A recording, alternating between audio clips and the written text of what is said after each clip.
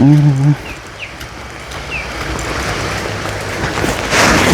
๊บเอา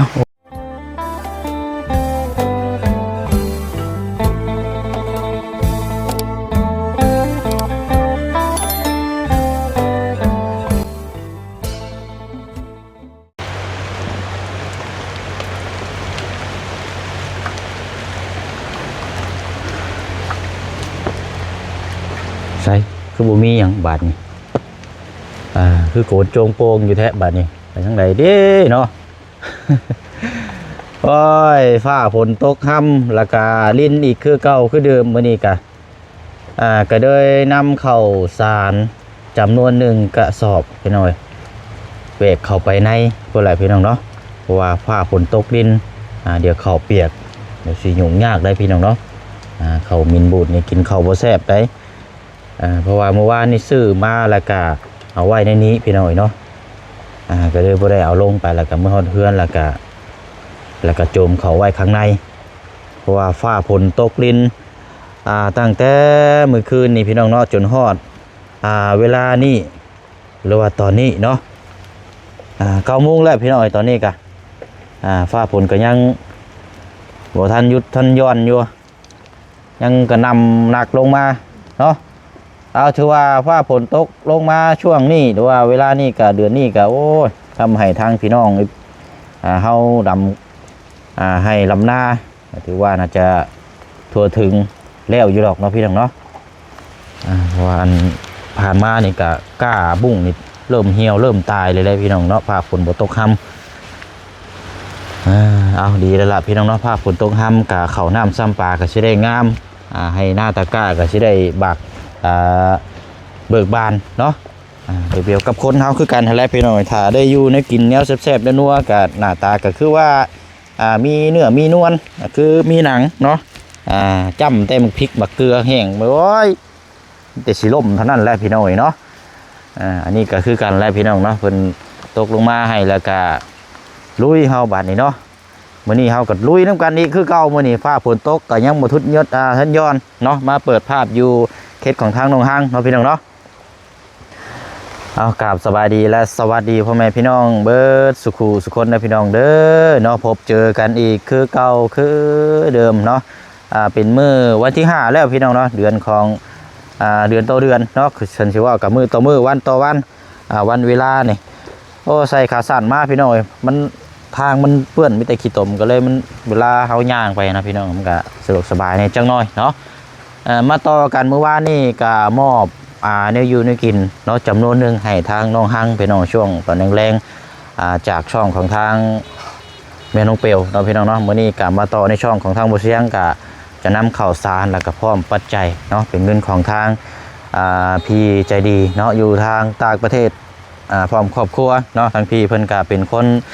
ไทยเฮานี่แหละพี่น้องเนาะก่อนหน้าก็ย้อนไปประมาณทางน้องฮังทางนิครน้องเมษากับทางพี่เพิ่นฝากเป็นกล่องปริศนาของไส้ของซอยบ่สิเป็นปลาเหล็กเป้งนัวเป็นเสื้อผ้าหน้าแพรบางทีว่าเฮามาเปิดอยู่ในห้องครัวเรานี่แหละพี่น้องตอนนั้นนะพี่น้องเนาะเอามามื้อนี้กับทางพี่เพิ่นนี่แหละพี่น้อยนะครับได้ชมก็อยากซอยจะและก็อยากร่วมทำบุญนำครอบครัวของทางน้องฮังเนาะโดยทางพลักน้อย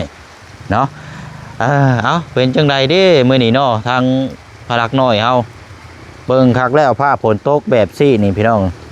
นอนยังบ่ทันตื่นแบบนี้นอนยังบ่ทันตื่นเบิ่งคักแล้วนี่คันตื่นนี่สิได้ยินเสียงแล้วพี่น้อยเนาะ ไปเดี๋ยวไปเบิ่งน้ำกันบัดนี้พี่น้อยมื้อนี้เพราะว่าโอ้ยเนาะคันว่าตกบ่แห้งกัดนี่ได้พี่น้องถามทางน้องเพิ่นแล้วเพื่อความสะดวกเนาะเฮาก็บ่ได้นั่นหรอกพี่น้องว่าจะให้ทางน้องเพิ่นเมื่อตัดหญ้าอยู่เฮือนแน่ทางอาเจืองว่าน้องเพิ่นว่างก็ลุยหรือว่าจังไดเนาะมันตัดหญ้าอากาศเย็นไปสิก็คักอยู่ได้พี่น้องฝนดินน้อยนึงแฉะแบบสิเอาก็จังว่าจังคุยน้ำกันเนาะพี่น้องเนาะนี่เด้นี่พี่น้องฟ้าฝนตกลิ้นโคตรแดดอันนี้เนาะ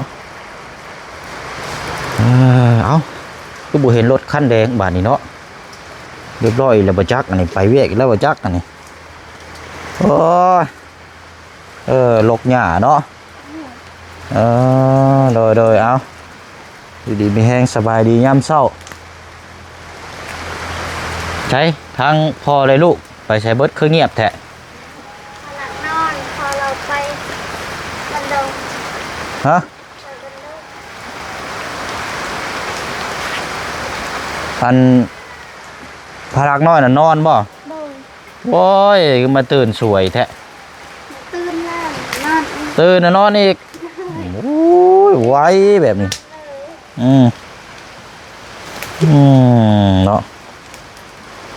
ว่าและภาพผลอากาศมันเป็นใจแบบซี่นี่บุติแล้วพี่น้องบ่แต่เล็กน้อยผู้ใหญ่แล้วแบบซี่นี่คงหัวลงในกระโยเรียบร้อยแล้วอันทางกระเจืองนั่นเขาบ้านดงใช่บ่ เลย ไปซื้อเนื้อกินบ่ไปยังเนาะ ตู้คือ ฮะ คือเมื่อวานนี่ เราไปยังซะ เราไปนั่ง ฮะ เราไปไป ไปยังก็ มอเตอร์ไซค์ เอาวันนี้สิมาสิได้มาอยู่บ่บัดนี้นะ โอ้ยเราบอกแม่เขาบอกแล้วเรามาไอ้ที่มอบให้ เออ เราก็เลยบอกว่า เพราะว่าอ้ายเอาเข้าวมาให้สอบหนึงน่ะเมื่อวานนี้ว่าสิมอบให้เมื่อวานนี่บ่มีคนโจม โดยที่เขาบอก ก็เลยมื้อนี้ก็เลยมามอบให้ไหมเอาอยู่ในรถพุ่นแหล้วอ๋อเราไปเล่นวินมอเตอร์ไซค์ซั่นบ่โอ้ยผ้าฝนตกดินไปสิมันสิมีไผเด้ล่ะเอ้ยก็แต่ว่าก็บ่แน่เลยพี่น้องเนาะเพราะว่าขัวอยู่นี่มันขาดคือเก่าเลยก็เจ้ายังบ่ทันได้ซ่อมแซมยังบ่ทันแล้วก็บ่แน่พี่น้องทั้งเทื่อเวียดหรือว่าจีนนี่เพิ่นมาเฮ็ดเวียกอยู่แถวนี้แล้วเพิ่นข้ามไปบ่ได้บ่มีรถนี่ก็อาจจะได้ใช้รถฉุกเฉินก็ได้โอ้ยผ้าฝนตกดินไปสิมันเล่นวินพุ่นไรเวนี่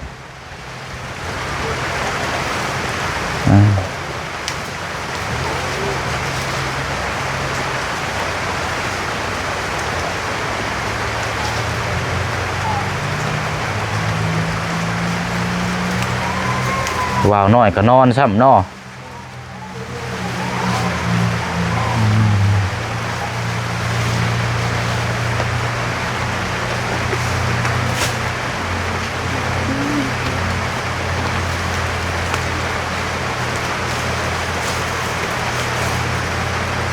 อันเอาเนี่ยเอาอันนั้นตักจักรถตัดให้ตัดทางนอกบ่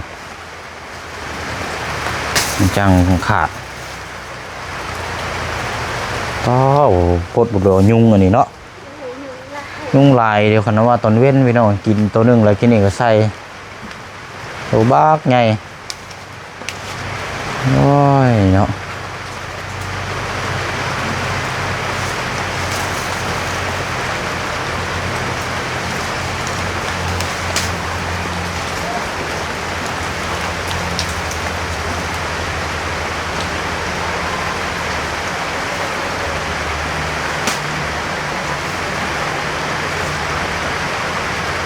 ฝนก็ตกดินซ้ำตอนนี้ก็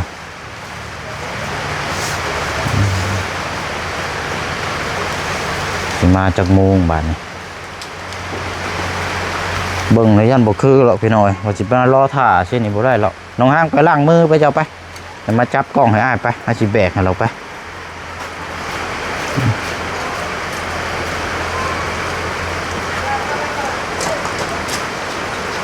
โกรธแล้วนี่เนาะ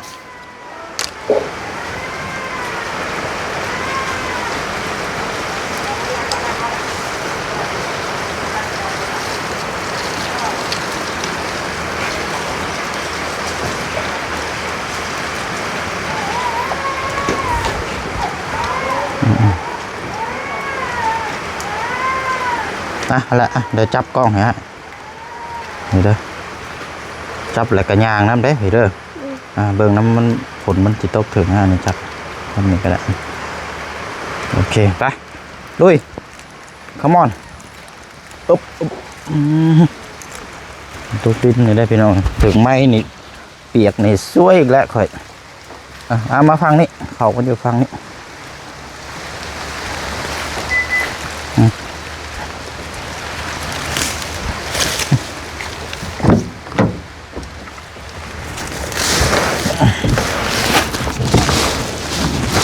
ไป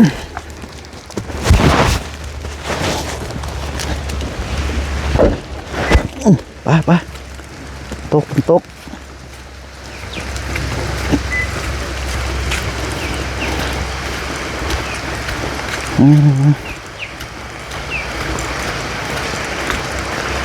พลักนะมาแบกนี่เนาะนอนเว้นเฉยอยู่ไรบ่ได้แบบนี้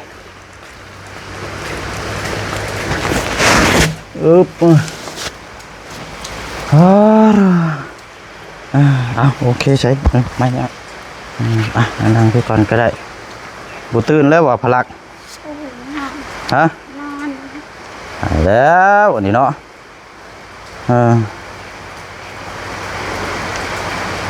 เอาโหเป็นยังเนาะมีแต่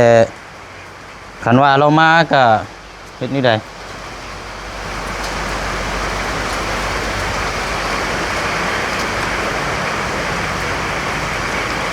แลนวินมอเตอร์ไซค์เอาจะลึงข่าวสารไปเพื่อนในอาชีนางขางเนี่ยดึงไปทางขางนั่นแหละ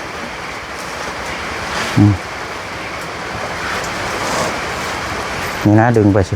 โอเค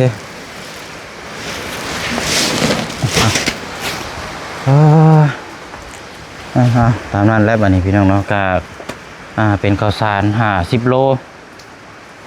ยังมีไม้พี่น้องหอมซับ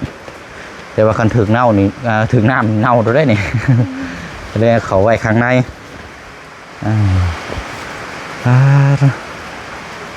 เอาเรื่องเลยพูดเนี่ยมันนี่ก็ยันจะขี่เช่าช่วงเวลาเก่าคนละประมาณ3-4 โมงแรงคนละพี่น้องเนาะ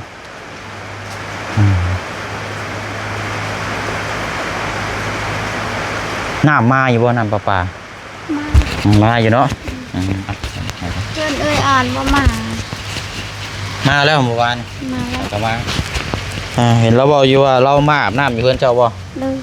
พอบ่ได้อาบน้ำ2 มื้อเลยเราอะโอ้ยโผล่เกินไป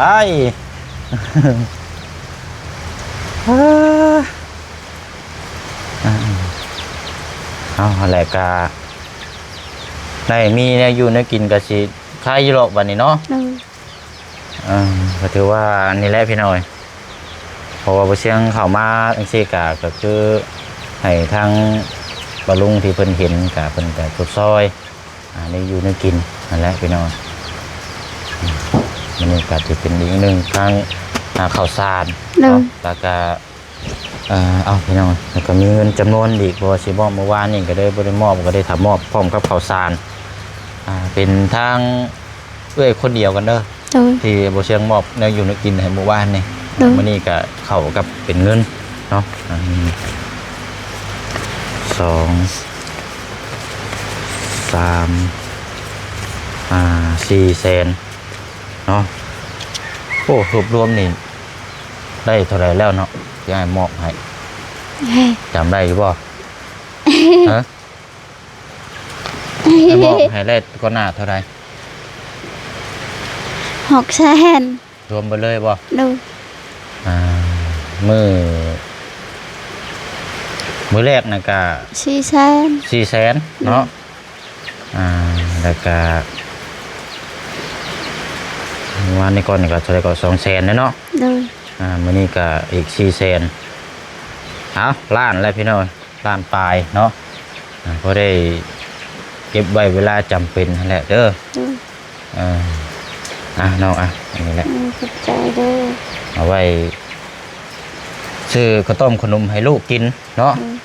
ให้พลักน้อยแหละพี่น้องคันว่าทั้งเจืองมากกะ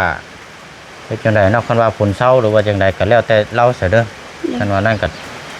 เพราะว่าอยู่เพื่อนนั่นก็เปิดประตูไว้อยู่คันว่าน้องเพิ่นอยากเมื่อตัดหญ้าก็เราตัดเลยเราก็ได้แต่ว่าคันว่าบ่นั่นก็บ่เป็นหยังรอให้ถ้าฝนเศร้าก่อนแต่ว่าหากมันแห้งมันเศร้านี่โอ้เบิดมื้อมื้อนี้นี่ยากอยู่เห็นแล้วบ่ตัดก็ยุงมันหลายแถวข้างๆนี่ก็หาเราตัดรถนี่แถวยุงหลายเลยอีกไข่เลือดออกนี่โอ้ยซวยอีกเด้นี่ช่วงนี้นี่ถ้าฝนตกนี่พี่น้อย อยู่ไส นี่อย่านอนอยู่นี่ นอนอยู่ไส นอนอยู่นะ ปิดประตูว่าหาอย่างเงี้ยตื่นมาย่างก็มาแล้วฮะประตูน่ะบ่ได้ปิด ไม่ได้ปิด เบิ่งอยู่ฮะจังหน่อยย่างลงมาดิกิ้งลงมาดิแห้งแล้ว เดี๋ยวห้อยเลย ฮะ แล้วนั่ง ตื่นนะ โดย ตื่นแล้วพี่น้อยตื่นแล้วใส่เอา อืมอืม ใส่ตื่นแล้วลงมาพี่ตื่นสวยแท้เบิ่งมาสัมภาษณ์มึงก่อนโอ้ย อืมบ้าบ้าบ้า จะไปย่อไปจะไปย่อไป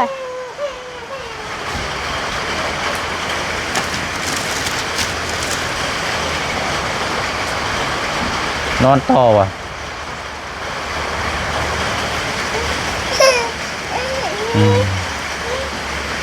ว่าสิให้ทั้งหาทั้งสร้างไฟและพี่น้องพอ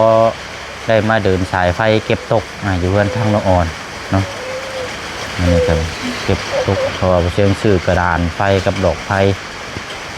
มาไหวนะพี่น้องเพราะว่าจะเดินดอกไฟใส่เพื่อนนั่นของครัวแล้วแล้วก็ติดกระดานไว้เลยพี่น้องเนาะเอาเป็นกระดานอยู่ใต้ตารางเลยอยู่เพื่อนเรา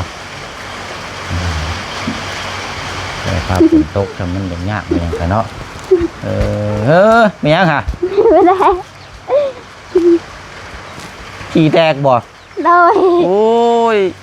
เมื่อยเท่ดิเนาะ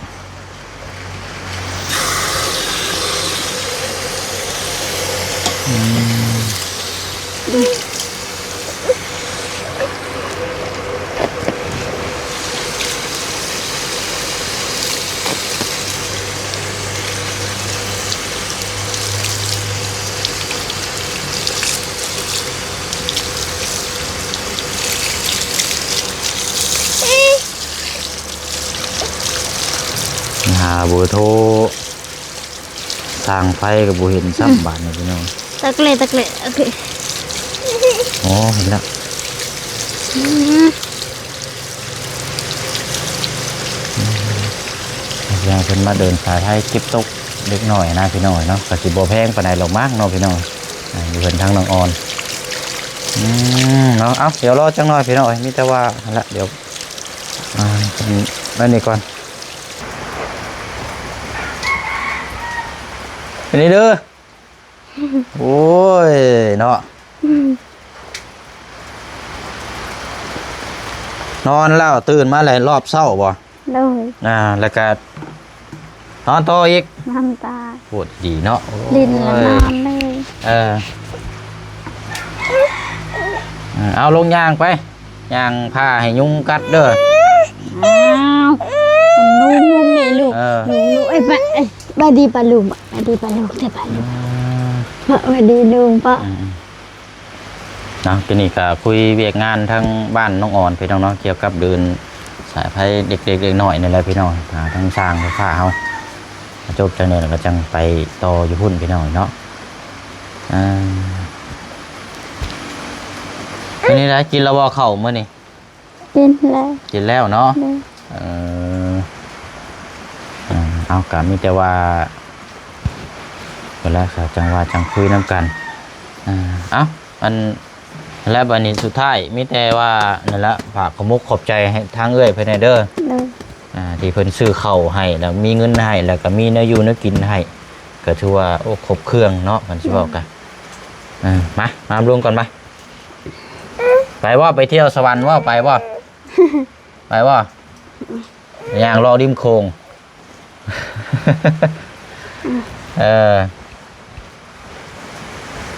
กูมาเฮ้ยเอาสาระน้องห้างเด้อเพราะอ้ายกับสิพาไปเบียกโตอีกแน่เนาะทางเอื้อยลายเด้อคอยเอื้อยดีมีแห้งขอให้อายุมันคนยืนขอให้สุขกายสบายใจเด้อนั้นรับใครได้เงินหมื่นเตือนมาใครได้เงินแสนพัฒนาสิ่งใดขอให้ได้สิ่งนั้นให้อายุมันคนยืนให้สุขภาพร่างกายแข็งแรงตลอดปีตลอดไปเด้อสาธุขอบคุณนำที่เป็นสะพานบุญให้คือว่า ขอบใจหลายๆเด้อแล้วขอบคุณ FC เบิดทุกคนสาธุ เอาโอเคไปโอ้ให้ก็ย่าให้จังใดข่อยก็สิไปแล้วบ่นี่นะเวลาข่อยสิเดินทางไปเวียดต่อ ลุงมือ ไปหาแล้วน้องห้างเด้อเดี๋ยวสิมาเยี่ยมยามใหม่เพราะยุงลายดิเนาะเอิ้นเจ้านี่โอ้ไหวพี่น้องยุงแตกครบอยู่เนาะเอาอยู่ดีมีแห้งสบายดีก่อน ไปดิลุงไป เร็ว ดิ เฮ้ยสะเนาะ เป็นนอน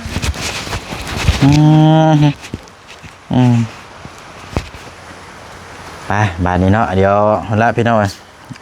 ไปติดตามเบิ่งอีกน้ำกันเนาะมื้อนี้ก็ว่าเฮาสิเดินทางไปทางใดเนาะพี่น้องเนาะก็ดุนส้มน้ำกันอีกเด้อพี่น้องเด้อเนาะเป็นอีกครอบครัวหนึงเนาะที่จะได้รับข่าวดีจากทางผู้ใหญ่ใจบุญเนาะเป็นเงินจำนวนก็6 ล้านกีบพี่น้องเอ้ยดุนส้มน้ำกันมื้อนี้แหละพี่น้องเนาะถ้าว่าจังใดก็เบิ่งส้มน้ำกันโอ้เด้เนาะพี่น้องเนาะสิได้รับนี่